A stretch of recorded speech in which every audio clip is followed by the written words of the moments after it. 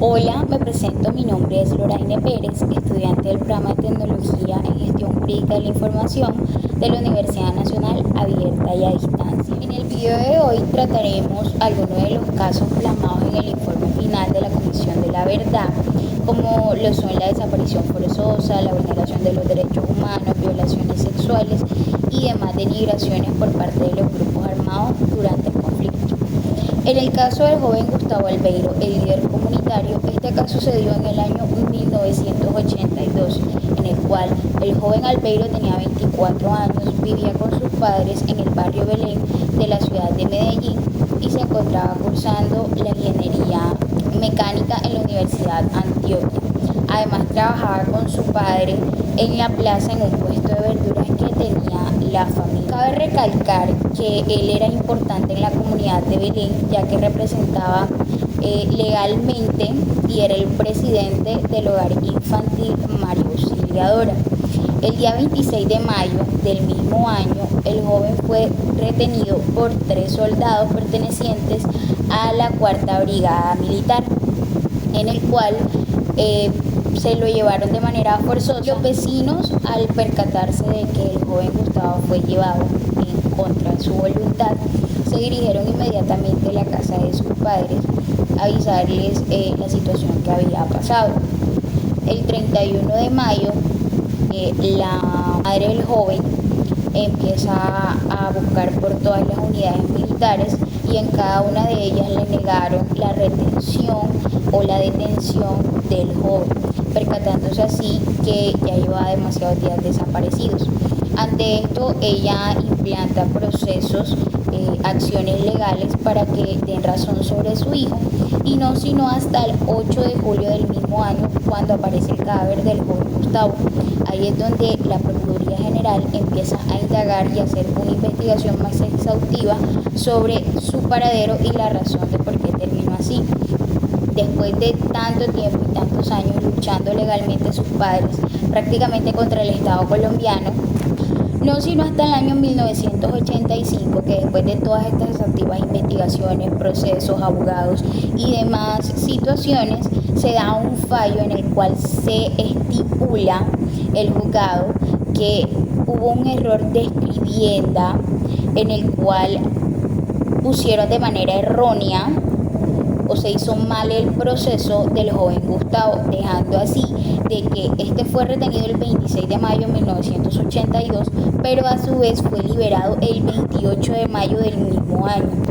dando a entender con esto en que en las fechas comprendidas el joven Gustavo de manera voluntaria se enlistó en las filas de la guerrilla, últimamente dejándolo como un caso incierto y sin justicia en uno de los tantos en la era del conflicto armado en Colombia. El siguiente caso a tratar es sobre el Estatuto de Seguridad, el caso comprendido por los estudiantes de la Universidad Nacional de 1978. Se conoce que la fuerza pública en el presente año retuvo en contra de su libertad aproximadamente entre 100 a 150 estudiantes, estos pertenecientes a las universidades públicas de la capital de Colombia, Bogotá. Luego de que estos estudiantes fuesen hallados, encontrados, los hicieron pasar como partícipes de las filas de las corporaciones de lo que eran el ELN y el EPL.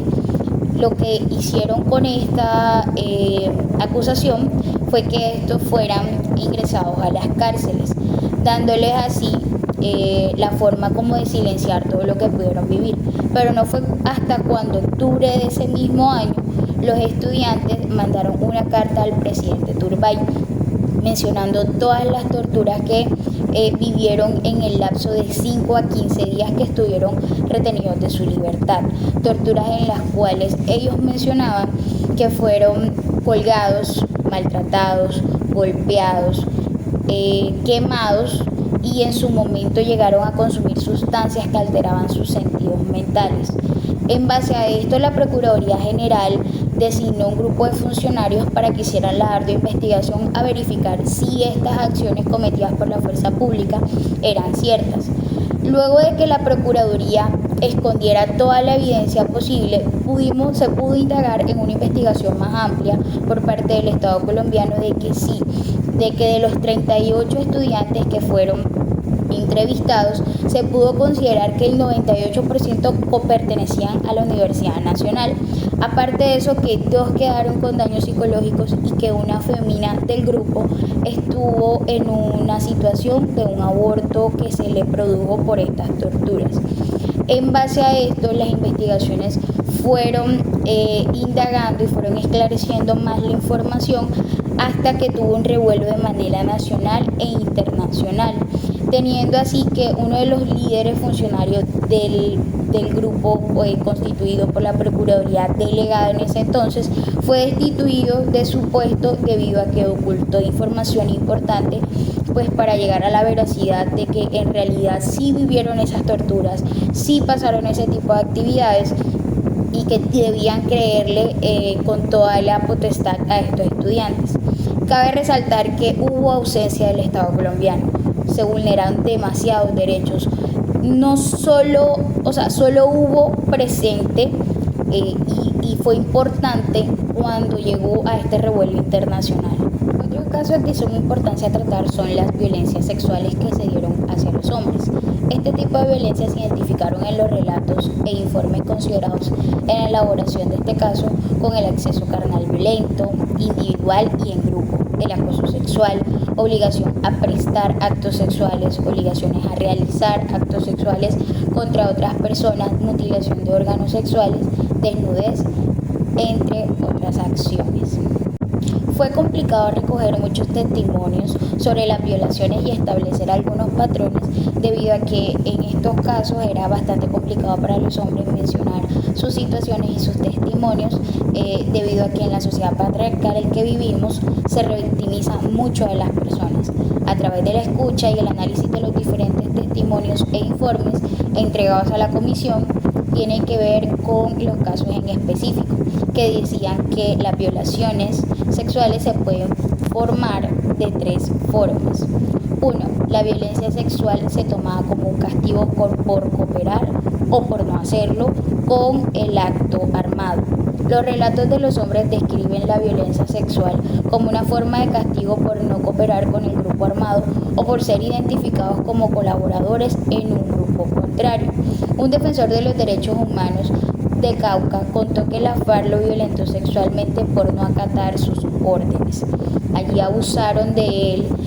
entre 2 hombres que decían que tenían que hacer todo lo que él dijera y lo que ellos pidieran, o si no, de lo contrario se lo iban a hacer a su hijo. A través de estas amenazas obviamente tocaba ceder a las víctimas, pues hacer esos actos que ellos no querían. La segunda forma es la violencia sexual en el reclutamiento forzado entre niños y adolescentes.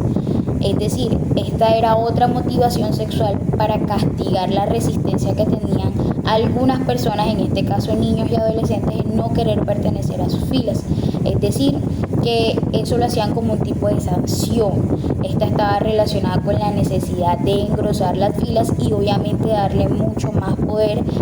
pues a las Fuerzas Armadas. El relato número 13 de la Asociación de Red de Mujeres Víctimas y Profesionales menciona lo siguiente: ante mi negatividad fue que me hicieron daño. La violencia con acceso carnal violento fue porque me negué a trabajar para ellos. Un pelotón de aproximadamente 15 o 20 guerrilleros, entre todos ellos me golpearon, me patearon, me amarraron un palo y luego, cuando estaba indefenso en ese palo amarrado, abusaron de mí, entre todos, física, emocional y sexual. La tercera y última forma de violencia sexual era para destruir el liderazgo comunitario y el tejido social. Esta era una de las motivaciones de la violencia sexual, que estaba relacionada con atacar a los hombres que ejercían liderazgo comunitario con el fin de quitarles su poderío, destruyendo la base social que presume tiene el grupo armado contrario, o para castigarla en su misión de líderes activistas o figuras públicas. Así fue como el líder comunitario Alcides relató cómo fue violentado a pesar de ser conocido por los miembros del grupo armado,